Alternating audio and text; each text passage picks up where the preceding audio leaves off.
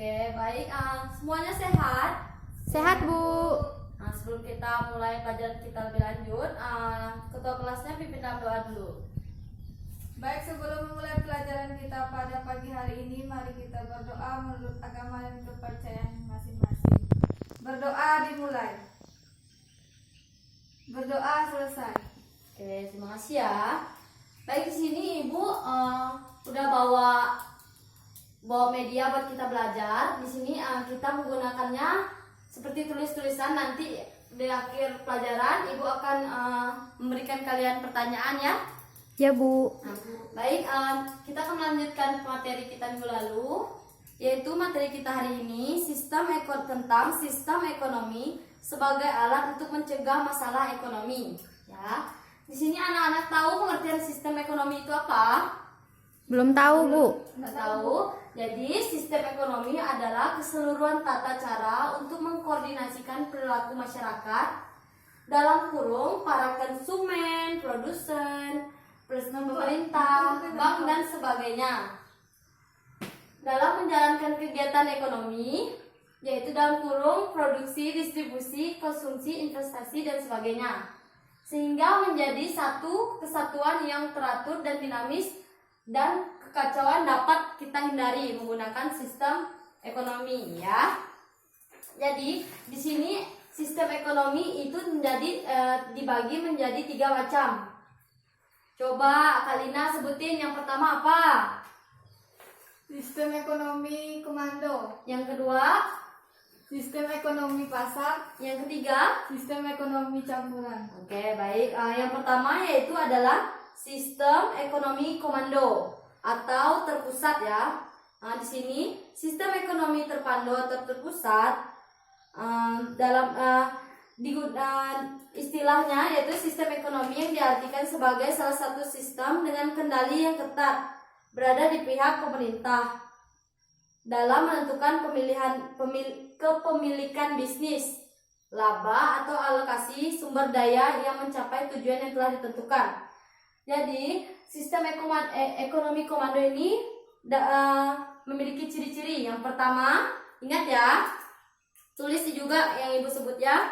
Yang pertama itu ciri-cirinya itu sumber daya ekonomi dikuasai oleh atau atas nama rakyat. Yang kedua, seluruh kegiatan produksi diusahakan bersama. Yang ketiga, harga penyaluran barang ditentukan dan dikendalikan oleh negara. Yang keempat, jenis pekerjaan dan pembagian kerja diatur oleh pemerintah. Ya, ingat ya. Yang kedua yaitu sistem ekonomi pasar. Sistem ekonomi pasar itu mulai berkembang di Inggris pada abad 16. Pada abad 18 ya. Kemudian menyebar luas di kawasan Eropa Barat, Laut dan Amerika Utara ya. Di sini yang mencetuskan sistem ekonomi pasar yaitu oleh Adam Smith ya. Yang ketiga, ciri-ciri dari sistem ekonomi pasar itu yang pertama adalah semua alat yang sumber produksi dikuasai oleh perseorangan.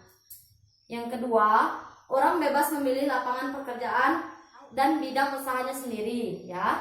Yang ketiga, para produsen bebas menentukan apa dan berapa yang akan diproduksi oleh sistem ekonomi tersebut. Yang keempat, campur tangan negara tidak dikuasai, ditiadakan atau dibatasi. Yang kelima yaitu adanya persaingan antara pengusaha. Yang ketiga yaitu sistem ekonomi campuran. Sistem ekonomi campuran itu adalah sistem ekonomi campuran itu memiliki ciri-ciri. Satu, gabungan dari sistem ekonomi komando dan sistem ekonomi pasar. Jadi gabungan dari dua itu menjadi sistem ekonomi campuran ya. Yang kedua, barang modal dan sumber daya yang vital dikuasai langsung oleh pemerintah. Yang ketiga, pemerintah melakukan intervensi dengan cara membuat peraturan. Yang keempat, ciri yang keempat yaitu peran pemerintah dan swasta berimbang. Ya, pada saat ini dipastikan tidak ada satu negara pun yang menganut sistem ekonomi komando ataupun sistem ekonomi pasar secara murni. Ya, jadi di sini coba teman-teman ingat lagi, yaitu macam-macam sistem ekonomi itu menjadi tiga. Yang pertama ekonomi komando, yang kedua ekonomi pasar, yang ketiga ekonomi campuran. Ekonomi campuran ini adalah ekonomi campuran dari ekonomi pasar dan ekonomi komando. Ya, ingat ya. Jadi di sini juga ada tentang sistem demokrasi ekonomi. Oke, sistem demokrasi ekonomi. Oke, baik, kita lanjutkan, yaitu sistem demokrasi ekonomi. Sistem ekonomi komando, sistem ekonomi pasar, sistem ekonomi campuran adalah tiga sistem ekonomi yang secara umum dikenal oleh seluruh dunia. Ya, coba sebutin tadi sistem apa tadi yang ibu bilang tadi yang terkenal di seluruh dunia? Ada sistem ekonomi komando, kemudian ada pasar, terus ekonomi campuran, Bu. Oke, makasih ya. Jadi di sini ketiga itu ada sistem yang dikenal secara umum di seluruh dunia. Sistem ekonomi yang diterapkan di Indonesia itu adalah sistem demokrasi ekonomi ya yang terkenal di Indonesia. Ingat ya. Di sini demokrasi ekonomi yaitu adalah bahwa kegiatan ekonomi dilakukan dari dan oleh dan untuk rakyat di bawah pengawasan pemerintah. Hasil sistem ekonomi ini adalah hasil dari pemilihan rakyat dalam pembangunan ekonomi masyarakat berperan aktif. Sementara pemerintah berkewajiban memberikan arahan dan bimbingan serta menciptakan iklim yang sehat guna meningkatkan kesejahteraan masyarakat. Jadi di sistem demokrasi ekonomi ini bertujuan untuk meningkatkan kesejahteraan masyarakat. Coba Kak Farah, tadi demokrasi ekonomi tadi tujuannya untuk apa? Untuk kesejahteraan masyarakat. Oke, ya ingat ya Kak ya, untuk meningkatkan kesejahteraan masyarakat. Jadi salah satu ciri positif demokrasi ekonomi adalah potensinya. Ya, dari potensinya, inisiatifnya, dan daya kreasi. Setiap warga negara dikembangkan dalam batas-batas yang tidak merugikan kepentingan umum. Negara yang mengakui setiap upaya dan usaha warga negaranya dalam membangun perekonomian. Landasan pokok perekonomian Indonesia ini adalah Undang-Undang Pasal 33 ayat 1, 2, 3, dan 4 yaitu Undang-Undang hasil amandemen ya. Nanti dibaca di rumah ya, di undang-undangnya ya. Ya, Bu. Di sini Ibu juga akan membacakan bunyi pasal undang-undang tersebut. Yang pertama yaitu perekonomian disusun sebagai usaha bersama berdasarkan atas asas kekeluargaan. Yang pertama ya. Yang kedua, cabang-cabang produksi yang penting bagi negara menguasai hajat hidup orang banyak dikuasai oleh negara. Yang ketiga, bumi, air, kekayaan alam yang terkandung di dalamnya dikuasai oleh negara dan dipergunakan untuk membesar-besarkan kemakmuran masyarakat. Ya. Yang keempat, perekonomian nasional diselenggarakan berdasarkan atas demokrasi ekonomi dengan prinsip kebersamaan. Oke. Ya.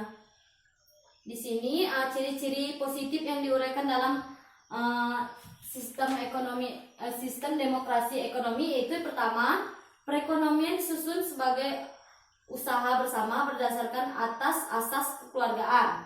Ya. Yang kedua yaitu sumber-sumber kekayaan, keuangan negara digunakan dengan memufakatkan lembaga-lembaga perwakilan rakyat. Warga yang ketiga, rakyat memiliki kebebasan dalam memilih pekerjaan dan penghidupan yang layak.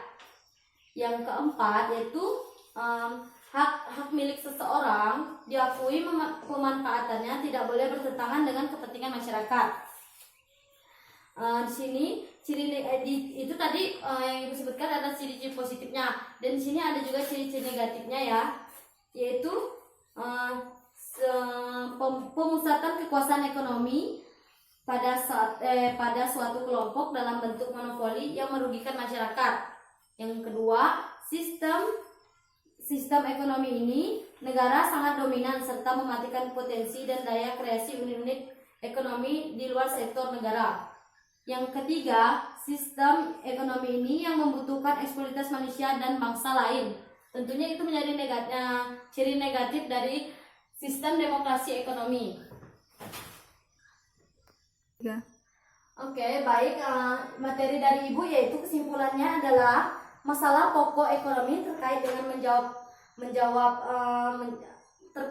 mencari jawaban atas pertanyaan apa, bagaimana, dan untuk siapa barang dan jasa diproduksi. Perangkat mekanisme dan institusi yang dipakai untuk menjawab masalah tersebut akan membentuk suatu sistem ekonomi, ya. Akan membentuk suatu sistem ekonomi yaitu ingat ya, perangkat mekanisme, institusi yang dipakai untuk menjawab masalah tersebut akan membentuk suatu sistem ekonomi.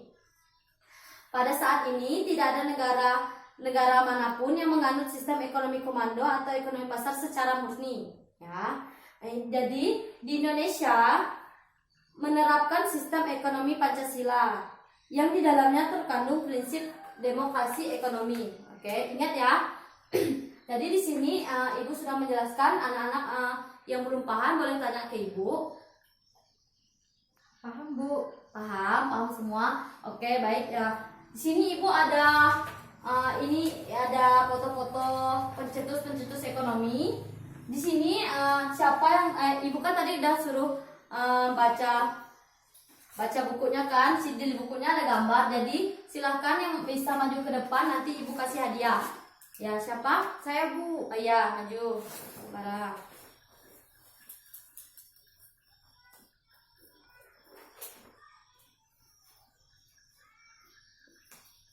Oke. Yang kedua.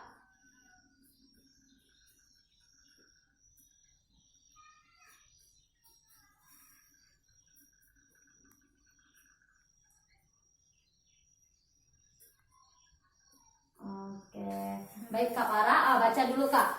Yang pertama yaitu pencetus sistem ekonomi komando itu oleh Karl Marx Bu. Yang kedua pencetus paham liberalisme yaitu oleh Adam Smith. ya. Yang ketiga pencetus demokrasi ekonomi itu adalah Muhammad Hatta. Oke, benar semuanya? Benar bu. Ya, karena Kak Para benar, ini hadiah buat Kak Para staf masker ya. Kasih. Oke, tepuk tangan dulu. Oke, makasih. Jadi di sini ya materi kita udah selesai. Jadi anak-anak udah paham semua kan? Paham. Kita lanjutkan lagi minggu depan. Terima kasih.